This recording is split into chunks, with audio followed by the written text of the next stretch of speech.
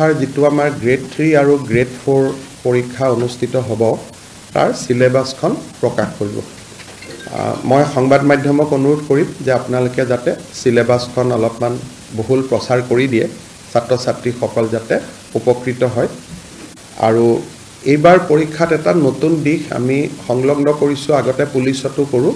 যে এইবাৰৰ পৰা নেগেটিভ মাৰ্কিংৰ এটা সিস্টেম হ'ব অৰ্থাৎ ভুল উত্তৰ কৰিলে মাৰ্কিং টু নেগেটিভ হ'ব কিদিনাখন মই ফেসবুকত কৈছিলো তাৰ পিছত আপোনালোকে বহুতে প্ৰচাৰো কৰিছে এইবাৰৰ যেটো পৰীক্ষা ই অলপ খুব এটা চ্যালেঞ্জিং এক্সাম হ'ব যে পাৰ্টিকুলাৰ এটা সাবজেক্টত 11 লাখ পৰীক্ষাৰ্থী পৰীক্ষা দিব আমি যেতিয়া মেট্ৰিক পৰীক্ষাও পাতো হাইয়েস্ট আমাৰ ক্যান্ডিডেট হয় 5 লাখ 11 লাখ পৰীক্ষাৰ্থীক লৈ পৰীক্ষা পাতাৰ ৰেকৰ্ড ইউপিক বাদ দি কোনো ষ্টেটৰ আজিলৈকে নাই কাৰণ ইউপিয়ে কোনোবা পৰীক্ষা 18 লাখ ক্যান্ডিডেট হয় তেওঁলোকৰ জনবসতি বহুত কিন্তু অসমত 11 লাখৰ কোনো পৰীক্ষা আজিলৈকে কেতিয়াও কোনেও অনুষ্ঠিত কৰিব পৰাৰ প্ৰয়োজনীয়তা অহাই নাছিল এইবাৰ আমি নিযুক্তিত এটা দিশ আছিল যে এবাৰ আমি ফিজ লোৱা নাছিল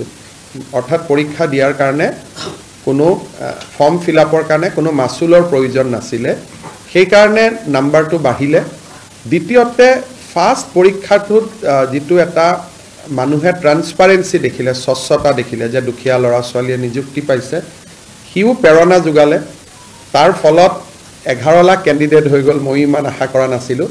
পৰীক্ষা পতাটো আমাৰ বাবে এটা খুব চ্যালেঞ্জ হ'ব ডিসি সকলেও সেন্টাৰ কৰিব পাৰিব নোৱাৰিব তেওঁলোকেও যথেষ্ট কষ্ট কৰিব লাগিব যি নহওক আমি আগবাঢ়ি গৈ থাকিম আৰু সময়ে সময়ে যি ডেভেলপমেন্ট হয় আপোনালোকক জনাই থাকিম পুলিচ শিক্ষক বা হেলথ ডিপাৰ্টমেন্টৰ প্ৰবলেম নাই প্ৰবলেমটো অকল এই গ্ৰেড 3 আৰু গ্ৰেড 4 ৰ পাৰ্টিকুলাৰ দুটা সাবজেক্টতে আছে আমি আজি আপোনালোকক মই নিমন্ত্ৰণ কৰিছিলো আপোনালোকৰ মনত আছে যে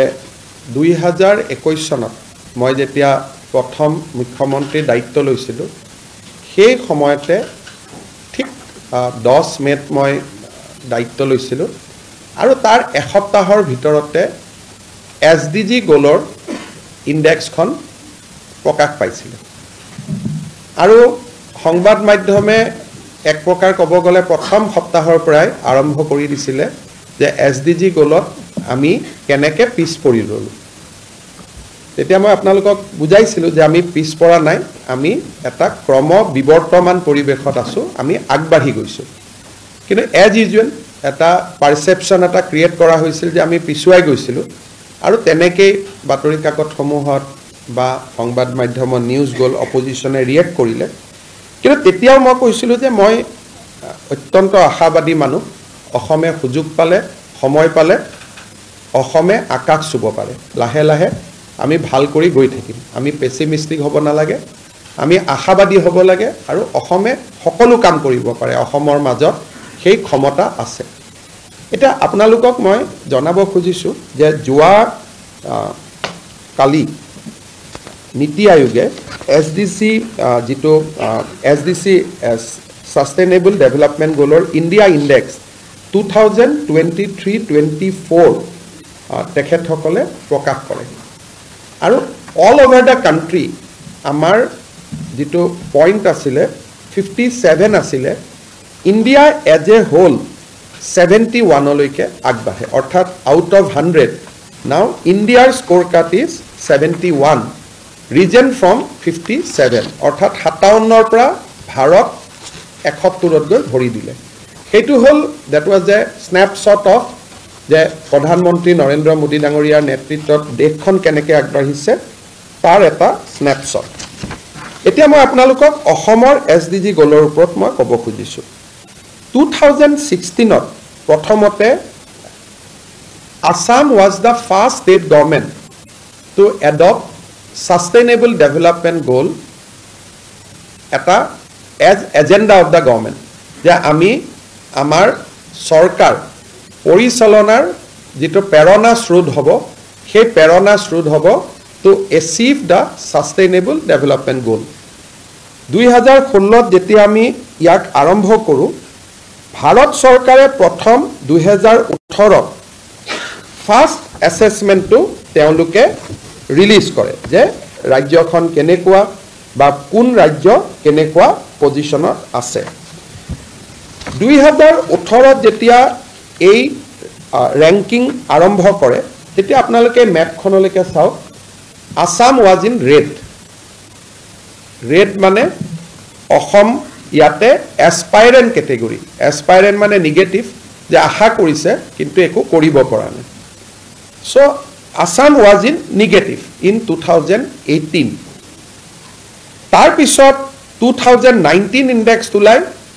অসমে এসপাইৰেন্টৰ পৰা আমি পাৰফৰ্মাৰ হম and the Assam maps become yellow from the red to yellow 2022 আমি yellow হম আৰু এই ৰিপৰ্টটোকে আপোনালোকে প্ৰায় এমাহ ধৰি সৰকাৰক সমালোচনাৰ বাবে প্ৰচাৰ কৰিছিল ব্যৱহাৰ কৰিছিল যেনেকুৱা হল তেনেকুৱা হল তেতিয়া মই কৈছিল যে নহয় সোণোৱাল সৰকাৰৰ দিনতো আমি ডেভেলপ কৰিছো from the red আমি হালধীয়া হৈছো এতিয়া যোৱা কালি যি SDG index ulale we become green tarmane now we become the front runner state so Assam journey started with aspirant category state hisabe ami amar journey arambho korisilu ami performer holu aru bikhekoi covid or samoyat ei assessment bila kora hua nasil amar sarkaror duta bosoror karyakalot ami ohomok performer opera we took Assam to front ranking state অর্থাৎ এতিয়া অসমৰ score card বা অসমৰ যেটো position সেই পজিশনটো এতিয়া ভাৰতৰ সকলো ষ্টেটৰ লগত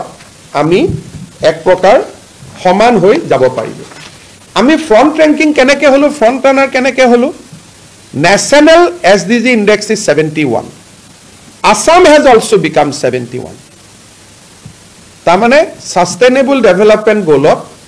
etia bharator সংখ্যা 71 aru Assam 71. Tamane we are no longer below national average, we have hit the national average. Etia amar kaam hobo next 2 years to cross the national average.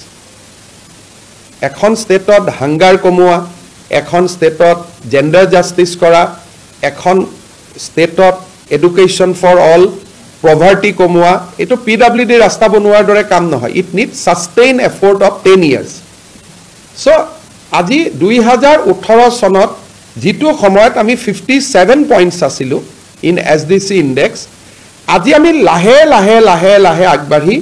আমাৰ ষ্টেটখনক আমি সেউজিয়া কৰিলো আৰু ৰাষ্ট্ৰৰ এভাৰেজৰ লগত আমি খোজ কাঢ়িলো যেতিয়া নীতি আয়োগে যোৱাকালি তেওঁলোকৰ বিবৃতিটো প্ৰকাশ কৰে release of SDG index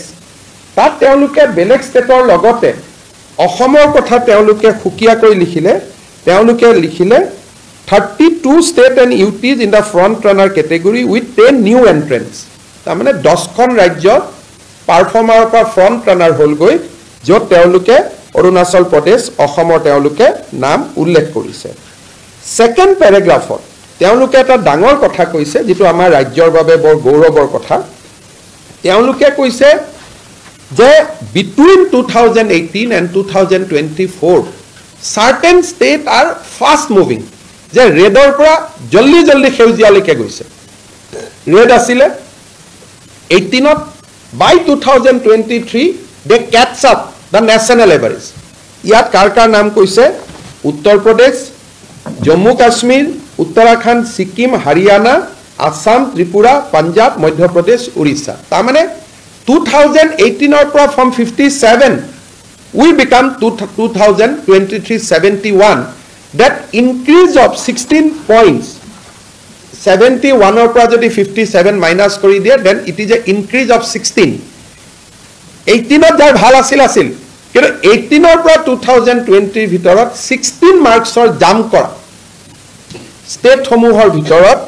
Uttar Pradesh তেওঁলোকে নাম উল্লেখ কৰিছে জম্মু কাশ্মীৰ উত্তৰাখণ্ড ছিকিম হাৰিয়ানা আসাম ত্ৰিপুৰা এণ্ড পাঞ্জাৱ মধ্যপ্ৰদেশ উৰিষ্যা অৰ্থাৎ 16 নম্বৰ আমি জাম্প কৰিব পাৰিছোঁ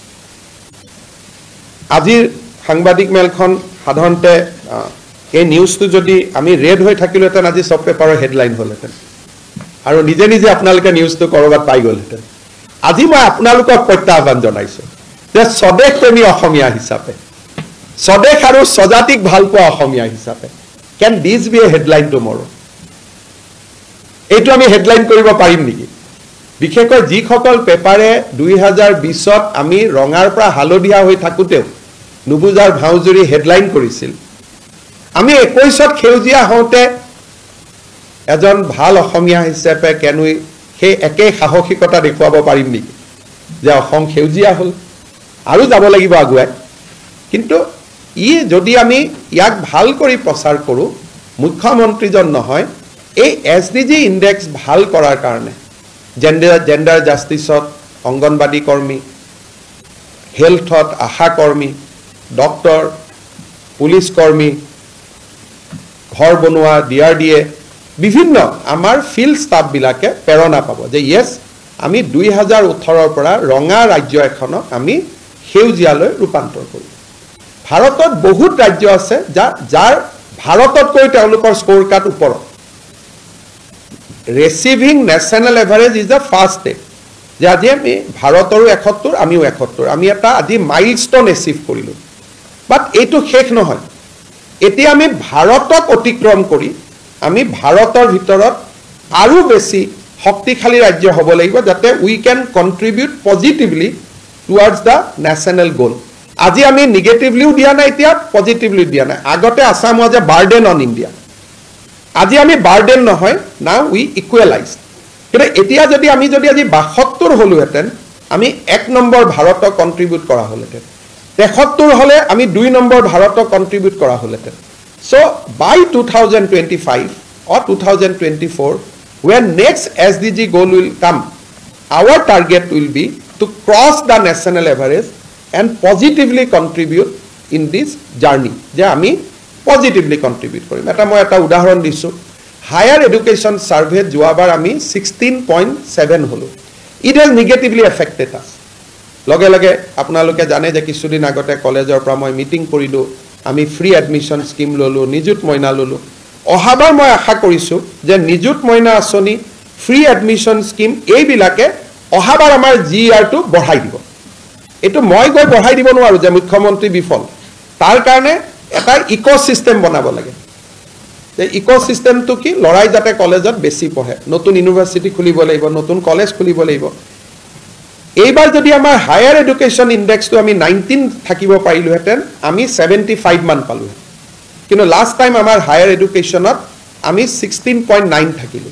কিন্তু এইবাৰ মই আশা কৰিছো উইল ক্লক 19 কাৰণ নিযুত মইনা স্কিম আৰু ফ্ৰী এডমিশন স্কিম আৰু নতুন নতুন কলেজ হোৱাৰ কাৰণে এইবাৰ আমাৰ জিআৰ টো বাঢ়িব সো মোৰ সৰকাৰখনৰ পৰিচালনা এই কথাবিলাককে আটাইতকৈ গুৰুত্ব দি প্ৰত্যেকটো স্কিম মানুহে কয় নিযুত মইনা হিতাধিকাৰী সৃষ্টি কৰা ইয়াত হিতাধিকাৰী নাই আজি যদি অসমৰ আটাইতকৈ আমি বেনিফিটেড কোড হৈছো কোনটো ইনডেক্সত আমি আটাইতকৈ বেনিফিটেড হৈছো আটাইতকৈ ইনডেক্সত আমি বেনিফিটেড হৈছো পভাৰ্টি কমোৱা multi-dimensional poverty head count has decreased from 36 to 19% আৰু মই জানো ইয়াত আটাইতকৈ কন্ট্ৰিবিউশন কৰিছে অৰুণোদয় কোনে কোনে কন্ট্ৰিবিউট কৰিছে MG NREGA Deendayal Yojana rural livelihood mission Ayushman Bharat সব আছে কিন্তু কোনোবা যদি এটা সিঙ্গল স্কিমে এই মাল্টি-ডাইমেনশনাল পভাৰ্টি ৰোধ কৰাত আটাইতকৈ বেছি বেনিফিট কৰিছে সেই স্কিমটোৰ নামে হল অৰুণোদয় যেতিয়া এখন ৰাজ্যত 27 লাখ পৰিয়ালে মাহৰ 10 তাৰিখে 1250 টকা পাব বিনা পইচাৰ চাউল লগত থাকিব এনৰেগাত কাম কৰাৰ সুবিধা পাব পভাৰ্টি অটোমেটিক কমিব আজি আমাৰ নীতি আয়োগৰ ৰিপৰ্টত উলালে যে অসমত পভাৰ্টি 36% পৰা 19% লৈ হ্ৰাস পাইছে আপোনালোকে বা বিৰোধীয়ে হিতাধিকাৰী বুলি কৈ থাকিলে আৰু আমি তাক দৰিদ্ৰতা দূৰীকৰণৰ অস্ত্ৰ হিচাপে কৈ থাকিলো আৰু আজি আমাৰ ৰিপৰ্টত আহিলে যে we have reduce multi-dimensional poverty by 30 from 36 to 19%. সদায় মই নাৰীৰ ছোৱালীৰ জেন্ডাৰ জাষ্টিছৰ ওপৰত সদায় মই কৈ আহিছিলোঁ স্কুটি দিওঁতে বহুতে মোক কয় যে ছাৰ আপুনি খালি ছোৱালীকে দিয়ে বাট 2021 পৰাই মোৰ ছিংগল মাইণ্ডেড ফ'কাছ আছিলে যে চাইল্ড মেৰেজে হওক বা আমাৰ ছোৱালীক শিক্ষা দিয়াই হওক এই গোটেইবিলাকৰ জৰিয়তে আমি জেন্ডাৰ জাষ্টিছ কৰিব লাগিব আৰু আজি অসমে 71 পোৱাত মাল্টি ডাইমেনশ্যনেল পভাৰ্টি কমোৱাৰ পিছত ছেকেণ্ড য'ত আমি হায়েষ্ট নম্বৰ পাইছোঁ সেইটো হ'ল জেন্ডাৰ ইকুৱেলিটি যি আমি ইণ্টেনশ্যনেলি চাইল্ড মেৰেজ হ'ব নোৱাৰে বিয়াৰ বয়স 18 তলত হ'ব নোৱাৰে ক'ৰবাত মানুহে কৈছে যে হাৰ্চ কিয় হ'ব লাগে but you see the result today ছোৱালীক পঢ়াব লাগে স্কুটি লওক চাইকেল লওক নিযুত মইনা লওক চ' অসমে নেক্সট ক'ত ভাল কৰিলে জেন্ডাৰ ইকুৱেলিটি জে জে এমৰ কাৰণে অসমে ক'ত ভাল কৰিলে ক্লিন ৱাটাৰ এণ্ড চেনিটেৰী